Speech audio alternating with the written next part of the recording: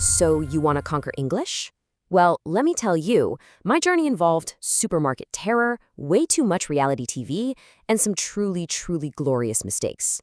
So forget the boring lessons. This is a survival guide. Okay, you gotta picture this.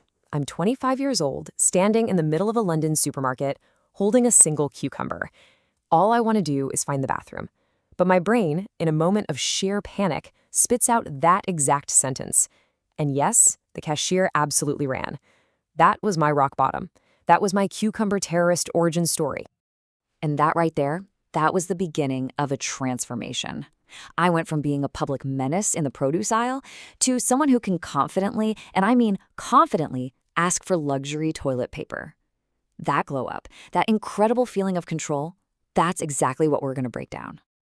This whole glow-up is really just a tale of two supermarket trips. The first one, well, you already know how that went down. But the second one? Picture this. 3 years later, I'm back in a supermarket, cool as a, well, and I ask, could you kindly direct me to the lavatory rolls, preferably the quilted ones? The cashier actually laughed with me. And that, my friends, that's the goal. So how do you actually get there? I can tell you right now, it wasn't through memorizing boring textbooks. No, I treated learning English like a video game, with a whole series of boss fights I had to get through. And now I'm giving you all the cheat codes. All right, first up, the vocabulary boss. This boss is relentless. It just throws an endless stream of words at you, and your job is to memorize them without your brain turning into complete mush. Forget about flashcards. That's like the tutorial level. We're jumping straight into the main quest. My strategy was, well, a bit dramatic. I picked one ridiculously fancy word every single day, and then I forced it into conversation. So, like, one day the word was serendipity. I told the barista, finding you open this late is just pure serendipity. And guess what? I got a free croissant. The next day it was ubiquitous. I remember screaming at my phone, why are these notifications so ubiquitous? The thing is, you have to actually use the word. You have to make it dramatic, or it's just going to vanish from your brain. Oh, grammar. It is just like that really annoying ex who loves, absolutely loves, to correct you at the worst possible time. It feels intimidating, it feels relentless, but I promise you, it is totally beatable. You just need the right weapon. So what was my weapon? I started narrating my own life out loud. In my best, most perfect English. Stuff like, having opened the refrigerator, I am devastated to discover someone has eaten the last yogurt. Or, I am currently engaged in the noble and ongoing act of preventing gingivitis. My housemates definitely thought I'd lost my mind, but hey, my grammar became pretty much flawless. Okay, next up is the listening boss. And this one is tough. If you've ever had to take an IELTS test, you know exactly what I'm talking about. It feels like it was designed by actual demons who just really enjoy the sound of Australian professors mumbling about koalas at 2x speed. It feels impossible. My training for this was, well, it was intense. I figured, hey, if I can understand rapid-fire, heavily accented reality TV drama while my legs are literally on fire from squats, I could handle anything. And you know what? It worked. I basically tuned my ear to chaos, and as a little bonus, I got some excellent glutes out of the deal. Now, the reading boss is a little different. It's a stealth enemy. It doesn't really attack you head-on.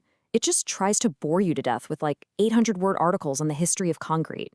So staying focused, that's the real battle here. But here's the secret. You just have to reframe it. I started reading these dry academic texts like they were scandalous celebrity news. Like, ooh, listen to this. Professor Jenkins is totally subtweeting Dr. Chen about carbon emissions. Ooh, the shade. And all of a sudden, I was hooked. I was emotionally invested in the drama of concrete. It works. Okay, let's talk about the speaking boss. For so many of us, this is the final boss, the big one. That fear of saying something dumb or just completely freezing up, it is so real.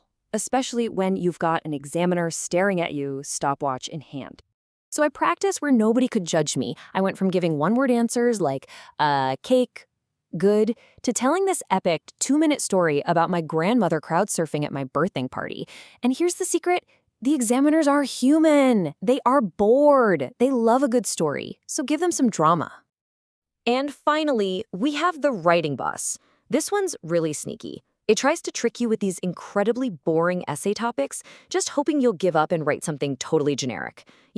Discuss the pros and cons of zoos. Yawn. My cheat code? I started every single essay, no matter the topic, with a completely ridiculous, attention-grabbing first line. So for the zoo question, imagine a world where pandas pay rent. Boom! The examiner's already intrigued, they might even be smiling, and you are already on your way to a great score. So, okay, we've gone through all the bosses, we've got the cheat codes, but listen, none of those tricks are going to work without the ultimate power-up. The one thing that changed everything for me was a huge mindset shift. I had to stop being so afraid to look stupid. I just started to embrace my mistakes. All of them. And I mean all of them. The time I confidently ordered a chicken dish with a side of extra children. The time I told my date I was ovulating with excitement to see him. And yep, the time I belted out Queen's Bohemian Rhapsody with, let's say, a slight lyrical misunderstanding. These weren't failures. They were my milestones. And that's the new perspective you gotta have. Mistakes are not something to be ashamed of. They are literally the foundation of fluency. They're proof that you're trying, that you're out there building something. And honestly, the weirder the mistake, the stronger the lesson, the stronger the wall. Which brings us to your mission. Right now, I am officially giving you permission to be weird, to be bold, and to go out there and make some absolutely glorious mistakes of your own, starting today. Here are 3 super simple tasks. Go describe your breakfast toast to a friend like it's a rustic slice of artisan bread kissed by flame and adorned with a glistening confit of strawberry. Text someone something wildly poetic. Post something wonderfully strange online. The whole point is to just play with the language, have fun with it, stop being so afraid. Because here's the real truth of it all. Perfect English doesn't exist. It's a myth. Even native speakers mess up all the time. The goal, the real goal, isn't to sound like a textbook. It's about connection. It's about being understood. Trust me, one day you're gonna have a moment like this. You'll be searching for a word and you'll say something completely absurd, like fancy hair soup when you mean shampoo. And the other person is gonna smile and they'll know exactly what you mean. That moment of successful, totally imperfect communication, that is winning. That's the victory dance. So I'm gonna leave you with this question. Forget about being perfect. Go out there and make an absolute fool of yourself in English. Because that, right there, is how you go from being a terrorist in the vegetable aisle to absolute royalty in the toilet paper section.